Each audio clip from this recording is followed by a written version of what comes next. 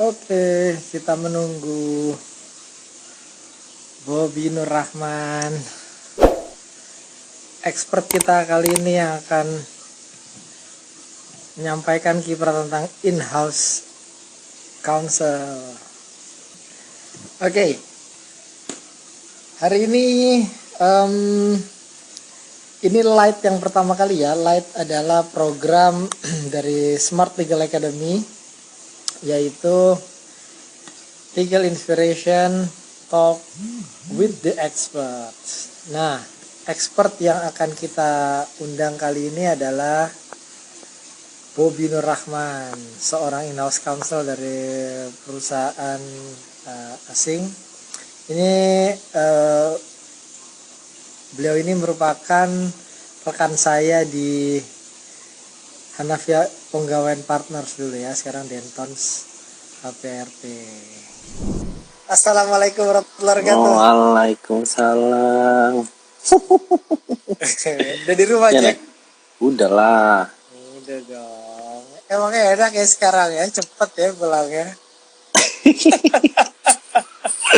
Aduh. Udah aman nih Ya, semuanya. Holder udah aman. Holder ini gue lagi bingung nih mau naruh di mana. Saya bisa lah kayaknya gini. Iya. Bisa diatur lah nih gini kayaknya enak nih. Dan aman nggak? Goyang. Ini udah oke. Oke kan? Mantap. Sip. Ini gimana? Yes. Kita ngobrol santai, Jack. Iya. Ngobrol apa kita nih hari ini? Ya, hari ini kita mau dengar lah dari Pak Bobi. Ada Dinda tuh. Bibol.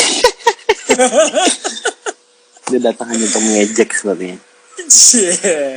Oke, ya teman-teman, rekan-rekan mahasiswa dan juga fresh grade dari Fakultas Hukum nih. Ini sahabat saya Bobi ini sebenarnya dia titisan dari seorang Xavi Hernandez. Ya, pemain Lebih cocok Barca. jadi main bola daripada lawyer. Sebenarnya lawyer sampingan ya. Ya, jadi Bobi ini dulu pemain handal, striker utama dulu ya. Cuma kenapa dia jadi striker, posisinya cuma suka Xavi ya, gak paham. Masih Itu fantasista. Fantasista. Okay.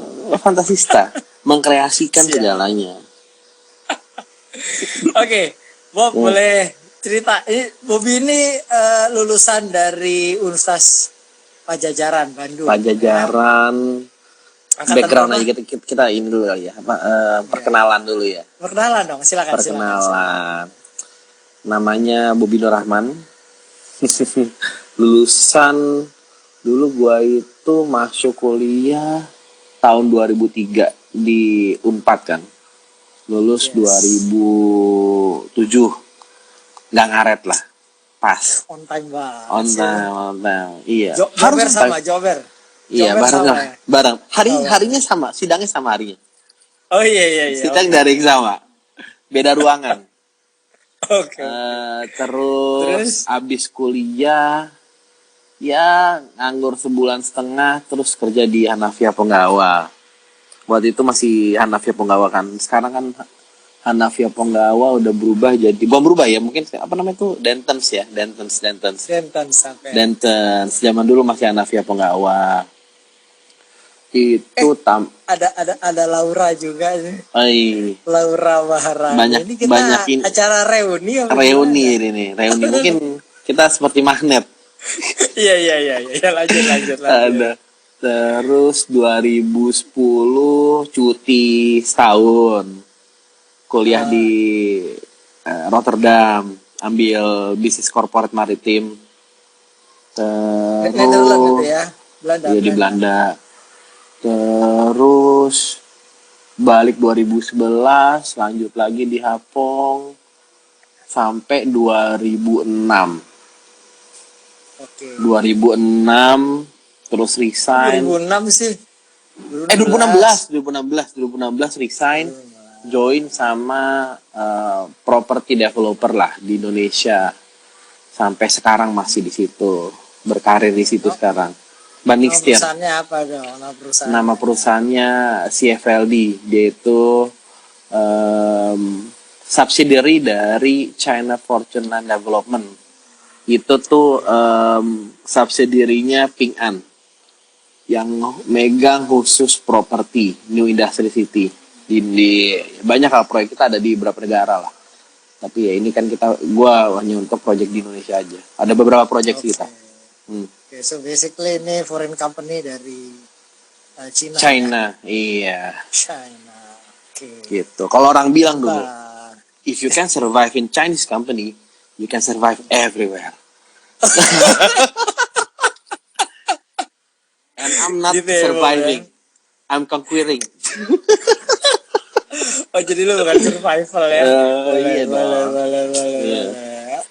Oke, cepet banget ya tapi hitungannya ya dari lulus Unpad cuma 1,5 bulan terima kerja di Hapong ya. Iya, jadi lulus, pokoknya lulus sih gue tuh gue lulus tuh gue bilang gue cuman ngasih tiga application letter lah, gak usah banyak 3 dulu aja. Terus gue bilang nih, yang pertama nerima gue itu yang gue ambil. Gitu. Jadi nazarnya seperti itu. Jadi yang mana yang nerima duluan, bukan yang pertama manggil duluan ya, karena yang pertama manggil duluan gue tuh bukan Hapong. Gue tes pertama bukan di Hapong. Gue tes pertama di law firm lain, tetapi yang pertama nerima gue tuh Hapong. Nah, hari pertama gue kerja itu yang satu lagi mengabari diterima, dan seminggu kerja di Hapong yang satu lagi mau bilang diterima juga. Jadi 3-3-nya lah. Tapi karena janjinya dari nazarnya di Hapong dijalani. Gitu. Itu yang sempat menerima lu juga itu law firm yang berkarir di PPAKH juga apa enggak? Oh iya loh, kan kalau kita top 3 ya. harus cari yang besar dulu. Oke. Cari yang besar dulu. Strategi gitu. Cari kantor gede ya. Jadi pada saat itu Hapong gua anggap besar. Sekarang juga gede tau. Iya, kan gue bilang dulu. Kalau sekarang mungkin lebih besar. Dulu besar. Benar. Iya, Iya. dulu besar. Ini jangan sampai Pak Al gue undang juga nih. Jangan dong. Gue udah banyak ini ya nge-hijack orang tuh dimarahin. Iya. Oke. Jadi kayak gitu ya teman-teman. Kalau Bobby ini cuma 3 langsung diterima gini ya. Beda ya, kalau gue dulu 100 Bob yang gue apply, yang manggil cuma 3. Serius. Dan Hapong tuh pernah gue apply, gue dapet surat dari Bu Rina, Bu Lina. Penolakan isinya. Kok sedih? Sedih amat. Jadi gue inget banget tuh, dapet surat dari Hapong, gue buka, unfortunately there is no vacant position bla bla lah. Oh iya oke. Sama lah. Ada kantor di Sudirman lain juga kayak gitu. Iya banyak lah, apa-apa. Ya. Tapi kan pada akhirnya kan kita main basket dan main bola bareng. Iya, juara lagi ya. Siap. Oke. Ya, Bob bisa cerita nggak dulu waktu awal masuk kerja di Hapong? Itu ada nggak apa sih challenge yang paling berat waktu adaptasi kerjaan? Challenge dan jenis kerjaan apa sih yang rasanya wah ini kerjaan susah banget nih. Sebenarnya gini, gitu. Kalau menurut gue itu kalau kita dari lulusan anak fakultas hukum terus masuk menjadi lawyer, semua pasti hal baru. Cuman kerangka dasarnya aja kita bisa pakai, bener ya? Kerangka dasarnya itu kita bisa pakai, tetapi semua yang kita lakukan adalah hal baru. Jadi mungkin satu-satunya nggak baru ya cuman translate dokumen kali ya, karena semua udah bisa bahasa Inggris ya. Siap. Apa namanya? Cuman translate dokumen, tapi selebihnya semuanya ya hal baru. Dari hal paling dasar kan jadi lawyer itu pasti hampir semua junior associate pasti pernah due diligence saya. Due diligence pun kalau kita lihat sebenarnya nggak ada satupun yang secara apple to apple diajarin di fakultas hukum. Jadi basically semuanya kalau kita mau jadi lawyer, yang kepake itu adalah kerangka dasar ketika kita belajar di fakultas hukum. Gitu. Bener ya? Menurut lu gimana? Bener nggak menurut gua? Kalau gue lebih berdarah-darah lah ceritanya. Tapi hari ini tentang lo. Bob, Gitu. lo kayak jaraknya agak mundur dikit deh. Oh, Dan lampu gini. lo bisa agak terang gak sih? Ya lampu terang Gak susah bisa nih. ya? Iya. Ya udah oke. Gak apa lah ya kan. Gini gue gini ya. Oh mungkin Ya, gini ya, nih. Gini. Gue mundurin. Ini nggak kelihatan dong. Ini cocok. Ini keren. Sip. Oke. Terus. Jadi dunia berhak tahu kalau inilah Bobby yang doyan makan sop kambing bareng Bobby. Suram sama apa? Anen. Udah, sekarang udah lebih enak main anen rasanya. Gila men, parah. Bulan Ramadan udah COVID masih aja antri panjang, rame banget Gojek. Lo itu kan panas itu kan mematikan virus. Saking panasnya virus mati lo gimana? Iya, oke. Ya. Oke, jadi kayak gitu ya challenge-nya ya. Awal itu karena ternyata bahkan di kampus apa ya, kalau gue bisa bilang kampus top 5 dari PTN pun ternyata ya sama aja, nggak ngajarin juga dan kita siap untuk kerja juga ternyata kan. Nah, betul pasti. Adaptasi lu gimana pada saat itu? Adaptasi ya sekitar ya seminggu pertama kali ya. Tapi adaptasi kan adaptasi untuk bangun melek lebih lama. Bukan adaptasi untuk bekerja. Karena semua orang pasti iya. Itu bukan ini perlu clear dulu. Itu zaman masih masuk pagi pulang pagi nggak? Oh iya pasti. Jadi gue itu dulu setiap hari itu sampai pas junior associate lah. Gue orangnya pagi ya. Gue datang pagi. Karena gue bangunnya udah pagi. Jadi gue tuh sampai kantor tuh 7:30 jam 8 udah pasti. 7:30 jam 8 sampai kantor dan pulangnya ya di atas jam 12, jam 2, jam 1, jam 3 gitu. Dan tapi pagi gue dari kantor lagi.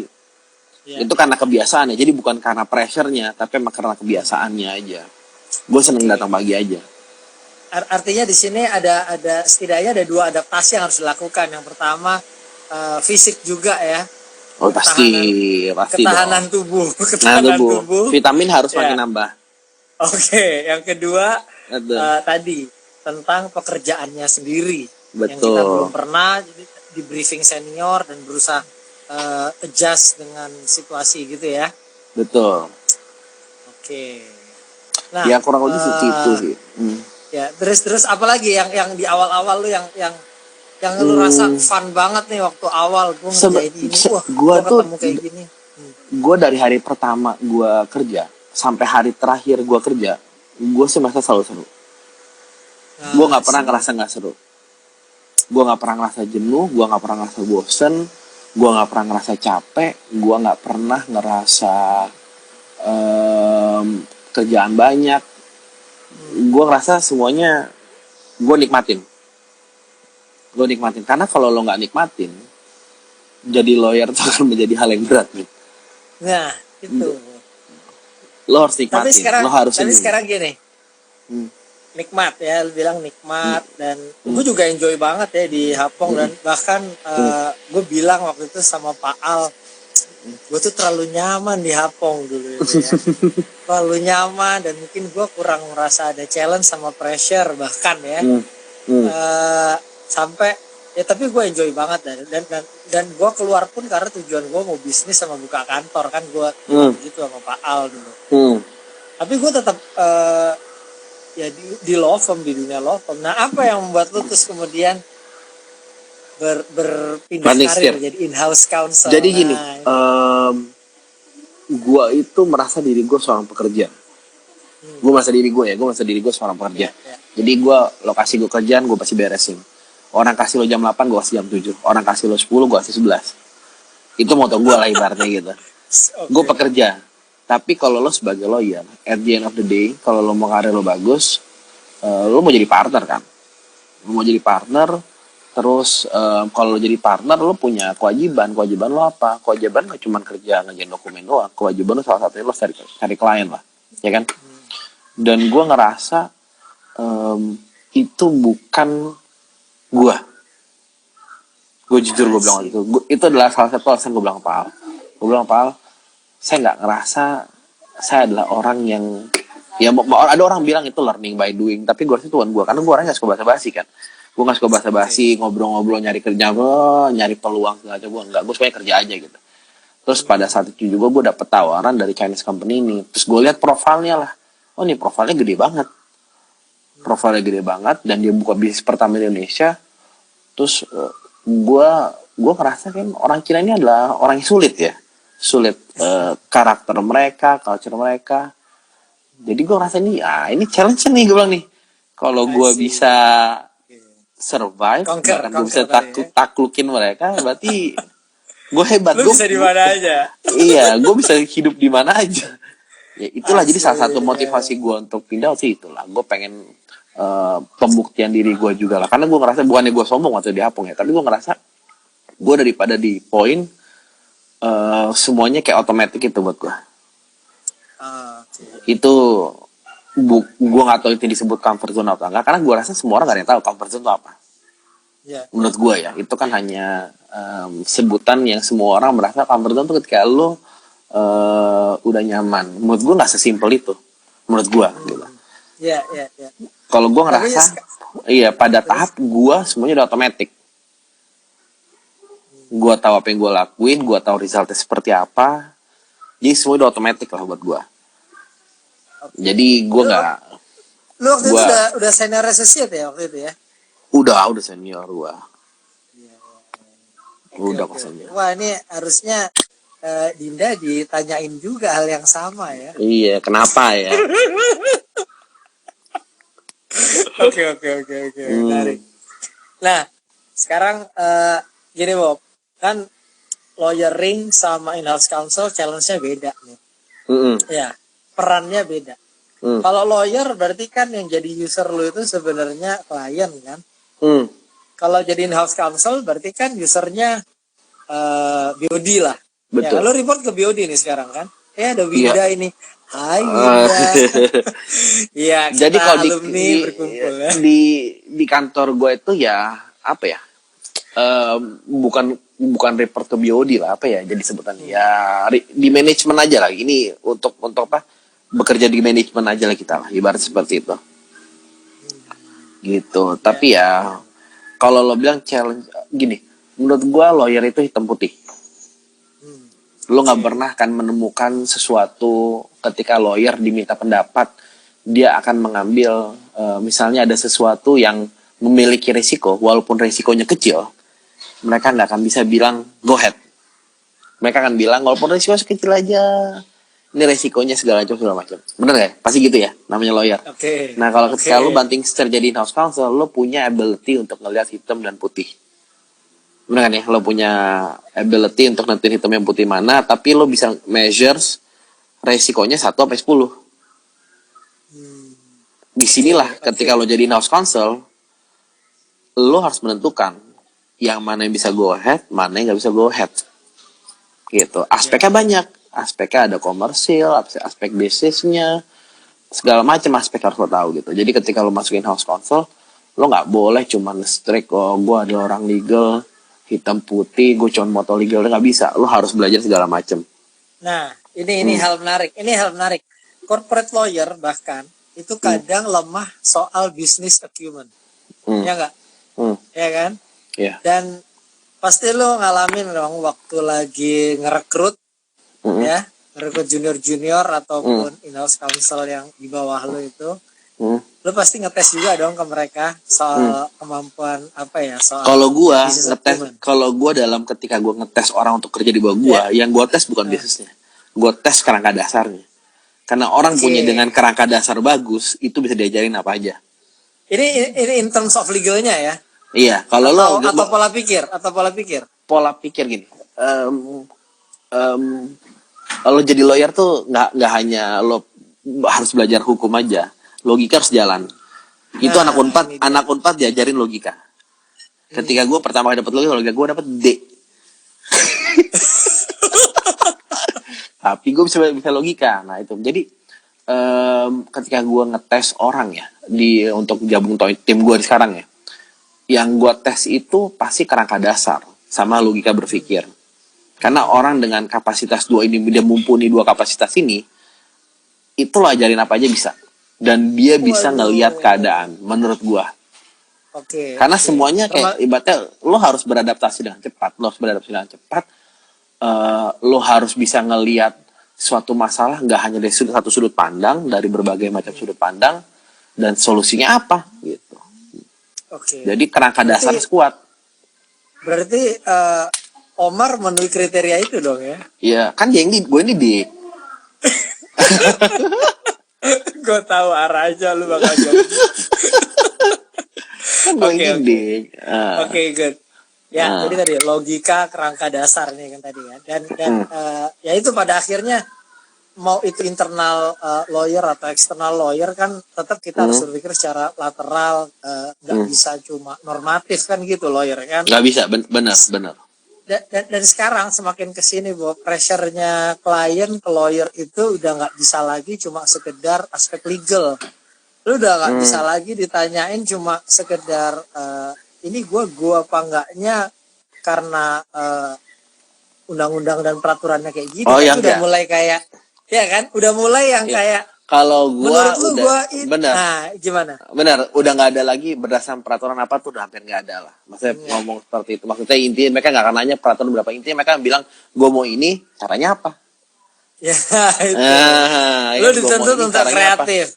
Benar. Iya, kita nuntut kreatif. Makanya ketika lo jadi in-house counsel, minimal ya, menurut gue minimal. Selain lo harus tahu bisnisnya apa, jadi lo tahu ruang lingkupnya apa lah yang lo kerjainnya. Minimal gue tuh yang paling membantu kalau lo bisa financial and accounting. Oke. Buat gue tuh financial and accounting tuh penting banget. Harus masuk, harus keluar, posting segala macam lo harus bisa lah ini dasar. Lagi pula kan semua anak IPS kan belajar akuntansi. Gue cita-cita gue dulu tuh masuk. Gue itu dulu bercita-cita jadi akuntan sebenarnya. Accounting sebenarnya. Iya. Cita-cita gue akuntan. Gue dulu SMA akuntansi gue nilai sempurna men. Sampai pas gue S2 ada mata kuliah tambahan gitu di Erasmus. Gue ambilnya financial and accounting. Karena gue suka accounting. I see. Gue suka accounting. Kalau gue sekarang terpaksa harus memahami laporan keuangan neraca jurnal dan pajak. Pajak penting. Iya, karena gue business owner sekarang. Karena gue business owner. Jadi gue tahu cara ngitung ya, benar. Sekarang dulu lu nggak tahu lah anak lawyer pengen tahu apa sih pajak kalau lo nggak ikut brevet ya. Pengen taunya apa cuma PPN. PPh 21. PPh 21 juga itu bayar pajak. Karena laporan SPT lu tiap tahun. Bayar pajak sampai PH 23, pajak badan. Iya, pajak badan. Iya. Gue juga nggak belajar brevet, tapi kan gue banyak transaksi gitu. Jadi akhirnya ya gue lumayan lah. Maksudnya gue nggak bisa bilang gue setara brevet, tapi at least ketika gue menganalisa suatu permasalahan, gue bisa capture tax exposure itu apa. Benar. Gitu. Ini menarik. Apalagi sekarang kalau di perusahaan lu sekarang ini ada anak perusahaannya nggak? Enggak ya? Kita bentuknya adalah setiap project punya perusahaan sendiri. Jadi sister company itu. Iya. Per project properti di sini PT sendiri. Betul. Jadi gitu kan? ibaratnya kayak sister company aja kita. Kita nggak bikin subsidiary. Iya, structuringnya. Nah, ini juga nih sekarang tuh klien kalau minta advice sama gue, Bob ya. Pada saat dia mau bikin structure holding itu kan nggak selalu di awal, bisa jadi kan waktu di tengah-tengah atau belakang. Betul. Kan company-nya udah banyak, baru mau bikin holding. Baru mikir. Itu abis itu baru kepikir tax exposure-nya, peningkatan saham, ya kan? Betul. Dan juga masalah ngebagi KBLI-nya bidang usaha gue yang cocok di sini, gue nanti revenue stream dari mana. Betul. Nah itu yang akhirnya gue ngelihat nggak bisa nih sekarang kalau orang mau jadi corporate lawyer itu cuma belajar hukum, cuma belajar undang-undang PT aja. Nggak bisa. Dia harus mulai memahami industri kan itu kan. Dan kita nggak diajarin di kampus kayak gitu. Betul. Paham kayak lo bilang, semua PT terutama PMA ya, gue lupa PT lokal ya, PT PMA itu masing-masing punya business line, gitu kan. Which semua business line akan berakhir pada izin usaha masing-masing. Benar. Kalau lo ngelakuin tindakan usaha, yang akan boleh dimasuk sebagai revenue lo adalah kegiatan usaha yang sesuai dengan business line. Sesuai KBLI ya, benar. Nah, kalau lo mendapatkan revenue secara terus-menerus dan tidak sesuai dengan business line lo, it's illegal. Benar dong? Ya, ya. Ya itu. Ya, Jadi ya. kan hal-hal seperti itu ya. Kayak gue waktu itu adalah kita punya satu project company, terus kita mendapatkan punya satu revenue secara terus menerus, tetapi nggak pernah ke capture di business line-nya. Untung ke spotnya tuh lumayan cepet, jadi kita langsung bikin lah business line-nya seperti itu gitu. Tapi kan Dan yang kemarin diratifikasi gitu ya. iya, dan itu juga karena gue sadar kok ini kita dapat revenue terus ini, karena kan orang finance kita Nggak tahu. nggak Dia tahu. mikirnya dapat Yang penting duit masuk. benar dari kita berpikir, oh lo ini revenue-nya bukan revenue ibarat lo jual mobil kan sekali jual nggak terus terusan ya. Nah ini revenue terjadi terus menerus, berkesinambungan, jadi kan mau nggak mau harus ke capture tapi dong. Karena apa? Karena income salah satu income yang berkesinambungan, jadi nggak bisa nggak capture gitu. Nah kayak gitu-gitu kan lo sebagai orang legal, at least kalau lo ngerti apa investment lo ya, lo harusnya ke capture lah hal seperti itu. Benar. Itulah kenapa gue sekarang buat anak-anak baru ya, magang ataupun junior yang masuk di Smart Legal atau NUBP Lawyers, gue udah mulai membiasakan mereka untuk paham apa itu bisnis proses dan apa itu model bisnis. Karena itu akan menentukan izin usahanya kan gitu. Karena seringkali udah jalan izin usahanya nggak beres, pas lagi due diligence gawat, investor jadi ngelihat ini potensial issue atau jadi bahan untuk negosiasi dan lain-lain kan jelek. Betul. Betul. Dan juga direksinya bisa bermasalah. Karena Pasti. pada saat perusahaan untung diam aja, saat rugi jadi personal liability kan. Ya kurang lebih lah, sesuai modal lah, sesuai modal. Hilang duit. Oke. Bob, kita pernah ngobrol tuh yang banyak banget yang waktu itu lu rekrut dengan minta salary sekian, tapi pemahaman company law-nya lemah banget. Wah, ya kan? Bener. Itu yang lu cerita gue, dan gue juga ngalamin dulu, apalagi dulu kalau junior gue dari kampus itu akhirnya interview gue cuma 15 menit, gue ngasih ceramah corporate law-nya bisa setengah jam sendiri, gue suruh pulang belajar tuh. Lo ngelihat apa sih yang sering kelemahan yang nggak dimiliki atau mereka itu nggak perhatian, nggak concern masalah itu? Kalau company law ya, kalau corporate law, kita ngomong company law itu nggak bisa company law itu nggak bisa pakai logika, udah pasti nggak bisa pakai logika. Kenapa? Karena aturannya jelas. Aturannya jelas, intinya lo harus baca.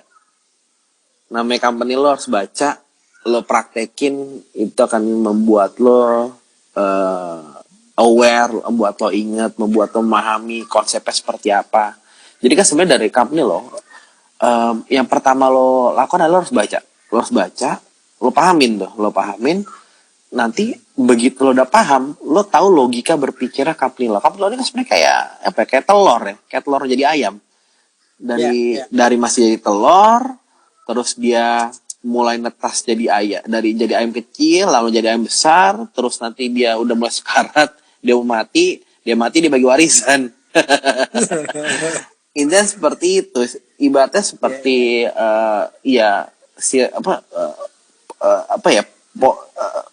kita ngomongnya ya kehidupan aja, kayak kehidupan dari orang pertama lahir sampai orang mati gitu. Dari orang pendirian sampai dissolution, likuidasi itu maksudnya ya. Jadi sebenarnya simple gitu. Berarti kayak lo mau kawin, maksudnya kalau mau kawin ya, kawin itu anggap aja kita masuknya ke merge. Masih lo kawin nggak pakai izin, nah gitu kan, bener ya? Benar. Gitu. Ibaratnya lo mau kasih nama, lo kasih nama orang, nama orang aja lo daftarin, kan? Kalau lo akta kelahiran nggak ada namanya, nggak di approve kan? Seperti itu. Jadi ya sebenarnya simple, cuman itu dia. Jadi menurut gue banyak gue nemuin dulu, nggak hanya ketika gue interview ketika untuk masuk company dulu, tapi ketika gue di Hapong pun gue sangat strict sama junior gue mengenai company law. Itu gue sangat sangat strict lah hal itu. Ya. Undang-undang PT itu udah kayak kitab suci kali ya. Iya. Ya. Jack, dia ada bide lu ya, Jack? Komen. Tahu tuh. Oke. Lu pernah nggak ngelihat ada satu case, entah yang lu alami langsung, lu tangani atau lu pernah baca, yang karena keteledoran entah itu direksinya atau bahkan bisa jadi lawyernya, itu karena lemahnya pemahaman soal undang-undang PT. Ini contoh. Gue pernah waktu negosiasi, ada klien gue tuh di Mojokerto, dia toys manufacturing gitu. Terus tiba-tiba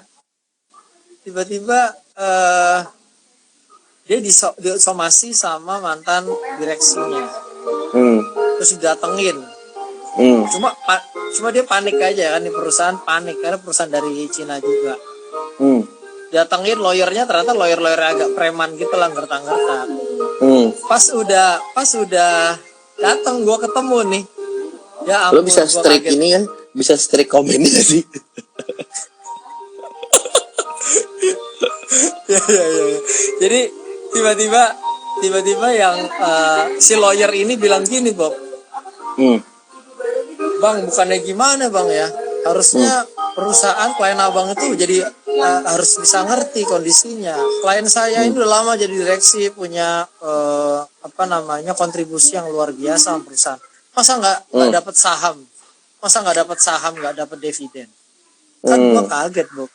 Gue kaget banget. Ini kan aneh banget ya lawyer. Ngapain ngomongin direksi jadi harus punya saham, lain-lain. Ini kan maksudnya gue ngeliat lemah banget gitu loh, pemahamannya salah. Jadi ya gue santai aja ngadepin kayak gitu kan. Udah pasti nih kalau sampai pengadilan pun gue pasti menang gitu. Lu pernah nggak nemuin yang kayak gitu-gitu tuh yang basic banget masih salah tuh? Lawyer udah lama punya license biasa sidang padahal. Basic banget salah sih ada lah, cuman tapi kayaknya nggak segitu parahnya lah. Itu parah banget. Itu parah banget sih. Itu parah banget sih, tapi nggak segitu parahnya lah, tapi ada lah kayak gitulah.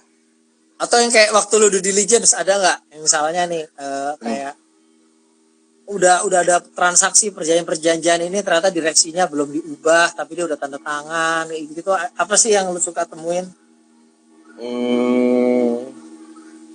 di corporate lah?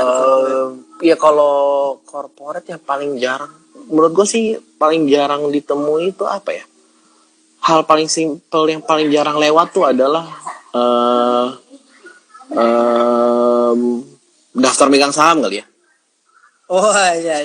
Itu hal yang jarang banget dikerjain tuh ya. Ini coba lo strike dulu deh. Coba. Udah biarin aja lah sih. Males banget gue. Ini bini lu di rumah juga kan? Iya. Oke. Nanti kita ngobrol ya masalah digital marketing lagi. Bentar. Lu serius mau gak turn off ini? Iya, turn off dulu deh. Turn off dulu. Gitu tuh. Sip. Apa lagi gak jelas. Gitu. Iya. Tapi nanti gue mau open buat pertanyaan-pertanyaan yang nonton loh, Bob. Oh, ya nanti aja lah. Kita ngobrol dulu aja. Oke. Kita belum mengundang Dinda, Winda. Tadi ada siapa lagi? Laura. Oke. Apa dari experience lo, Bob? Kira-kira kekonyolan, salah-salahan pada saat lo mungkin di diligence atau transaksi yang terkait company lo tuh banyak atau pernah ya jadi bermasalah lah? Gue lagi panasan nih. Ulang. Nggak, mungkin waktu lu lagi LDD atau lu lagi mau transaksi, lu ngelihat ada kejanggalan yang di isu corporate docs-nya atau apa. Kalau tadi kan daftar pemegang saham lu bilang kan, itu emang jarang banget dikerjain. Apalagi di-update, ya kan? Apalagi di-update gitu kan. Sehingga paling implikasinya tuh apa? Salah mungkin waktu bikin undangan RUPS dan lain-lain gitu ya. Hal lain apa gitu? Atau kalau dari daftar pemegang saham apa sih implikasinya? Sebenarnya kalau ketika dulu aja sebenarnya itu tergantung ya. Kalau lo punya apa ya? Kalau lo punya seseorang yang bisa mengatur hal itu gitu, lo punya legal yang bagus gitu. Sebenarnya kan biasanya gue pernah kok nemuin gitu, gue due diligence gitu, nggak ada masalah sama sekali gitu. Pernah tuh gue menemuin seperti itu. Tapi gue juga pernah nemuin company yang belum acak adut, direksinya udah 5 tahun ibaratnya nggak pernah di reappoint, terus ada perubahan apa ya perubahan direksi nggak pernah di notify, terus apa ya, banyak sih kayak gitu-gitu ya kan, yang nggak RUPS tahunannya nggak pernah ada, itu kan hal-hal yang harus ada ya, RUPS tahunan kan harus ada gitu. Kalau DPS tuh orang selalu menganggapnya simple, padahal itu sangat penting. Kenapa? Di company lo kan dibilang hak pemegang saham lahir setelah pemegang saham tersebut tercatat di DPS, iya kan? Iya, benar. Ini gue pernah ada kasus waktu gue nangani klien di Hapong nih. Kita kan handle tambang dulu ya. Ada klien beli tambang di Kalimantan. Dia beli sama pemegang sama orang yang udah nggak lagi jadi pemegang saham dari perusahaan itu. DP-nya udah 6M apa kalau nggak salah. Ya kan karena perubahan megang saham kan nggak dilaporin aja, tapi sama dia nggak dilaporin juga. Terus ya? Nah, ya duit udah diterima tapi dia nggak bukan megang saham kan penggelapan, Bos. Iya, betul. Nah, ini kan karena apa? Jatuh. Terus itu karena apa ya? Ya tadi nggak telitinya mungkin waktu mau transaksi memastikan bahwa dia adalah pemiliknya atau bukan dan lain-lain. Dan termasuk ya ketidakhati-hatian juga kan, ini kan jadi penting gitu loh. Apalagi kalau misalnya kita nih lawyer lagi bantuin transaksi. Hal pertama kan adalah untuk memastikan dia pemilik atau bukan. Betul. Coba kalau misalnya udah transaksi sampai kayak gitu kejadian kasus, kan malah praktek si lawyernya. Nah, ini hal-hal kayak gini kan problem banget gitu. Jangan sampai gitu loh. Gue sih berharapnya kalau ini kan sekarang banyak banget ya masa hukum fresh grad, jadi perlu tahu. Mereka harus persiapkan hal-hal yang kayak gitu-gitu. Yang mereka harus mulai bisa ngelihat jauh ke depan bahwa gue nggak bisa jadi lawyer yang cuma sekedar ngikutin, sekedar baca tahu, tapi harus mulai belajar tentang hal-hal strategis, antisipasi masalah, kritis dan sensitif terhadap potensi dispute kayak gitu kan? Betul. Nah, lu ngedidiknya gimana sih anak-anak buah lu termasuk yang lu ajak? Kalau gue belajar ngajarin mereka pasti dari basic lah, karakter lo harus mendidik karakter orang juga kan. Karakter gue sama anak buah gue adalah kalau misalnya dari jam kerja gue selalu bilang ke mereka gini, namanya jadi lawyer, namanya kerja itu jangan pernah kena waktu, karena kerja sebagai lawyer dulu gue selalu bilang it's not time oriented, it's the result oriented. Gitu. It's result oriented. Jadi kapan lo harus lakuin ya itu harus lo lakuin. Mau kata misalnya lo nggak perlu tidur. Seperti itu. Kedua adalah gue harus bilang jangan pernah berhenti belajar. Jangan pernah berhenti belajar. Harus terus-terusan belajar. Nggak boleh berhenti lah. Nggak boleh pernah berhenti belajar. Karena itu kalau once lo berhenti belajar ya udah rusak semuanya. Gitu. Terus nggak boleh ngeluh, nggak boleh. Kadang ada beberapa gitu orang yang bilang gue kebanyakan kerjaan. Nggak ada lah yang namanya kebanyakan kerjaan itu, benar kan ya? Nggak ada yang namanya kebanyakan kerjaan. Banyak kerja ada, kebanyakan kerjaan nggak ada. Kayak gitu lah maksudnya banyak kerja mungkin, tapi kebanyakan kerjaan tuh nggak mungkin kalau menurut gue. Terus gue juga selalu bilang sama anak buah gue, kalau lo punya kerjaan sesuatu gitu, biasain lo tuh ngeliat dari segala macamnya gitu, lo dari segala macam hal, I see. Gitu. Kalau sekarang nih Bob, untuk jadi in-house counsel menurut lo apa sih skill yang setidaknya harus dimiliki oleh fresh grad atau sarjana hukum lah, minimal supaya dia bisa kontribusi kerja beres. Hmm, Ini apa tuh skill yang diperlukan? Sebagai lawyer, hmm, Ya lawyer ataupun in-house lah. pertama lo apa ya? Gue nih sesuatu hal yang gue bingung. Kalau ditanya spesifik lo harus seperti apa? Ekspektasi lu gimana? Ekspektasi gue adalah gue nggak suka. Gue mau orang yang kerja keras pastilah. Gue mau orang yang kerja keras. Oke. Nggak Itu masalah work boleh ethic ya. Oke. work ethic. Ya. Mau orang Kerja yang keras. mau orang yang kerja keras terus ya jangan pernah gimana ya, kerja keras, nggak boleh ngeluh, dan logika harus jalan, seperti itu intinya. Gitu. Lu logika harus jalan. Dan mau tadi ya lu bilang harus mau belajar ya. Betul. Harus mau belajar karena result oriented. Gitu. Oke. Mantap. Kita masih punya waktu 15 menit lagi nih, Bu. Kita masih ada waktu 15 menit lagi. Kayak koneksi lu agak terganggu nih, Bu.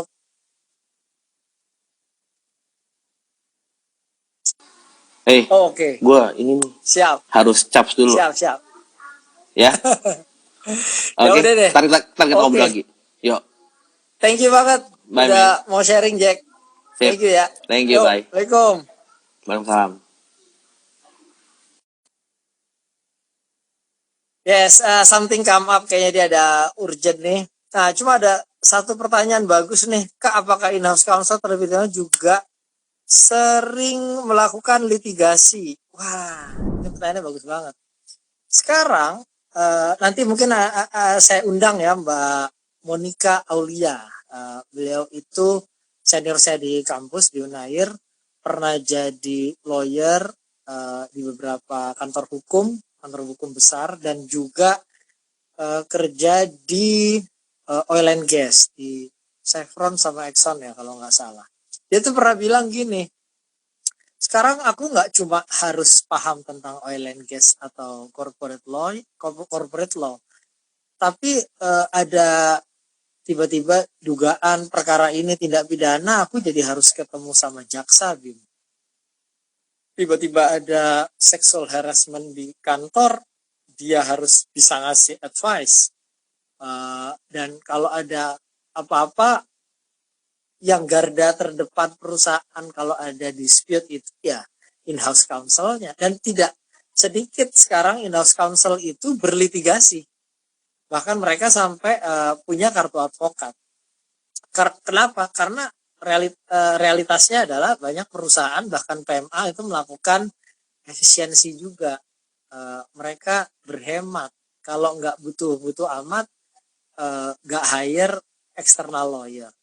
Jadi in-house counsel itu juga harus punya juga basic skill knowledge tentang litigasi. Itulah kenapa nanti di materi Smart Legal Academy saya akan menjelaskan ini salah satu skill yang nggak hanya diperlukan oleh litigation lawyer, tapi juga corporate lawyer.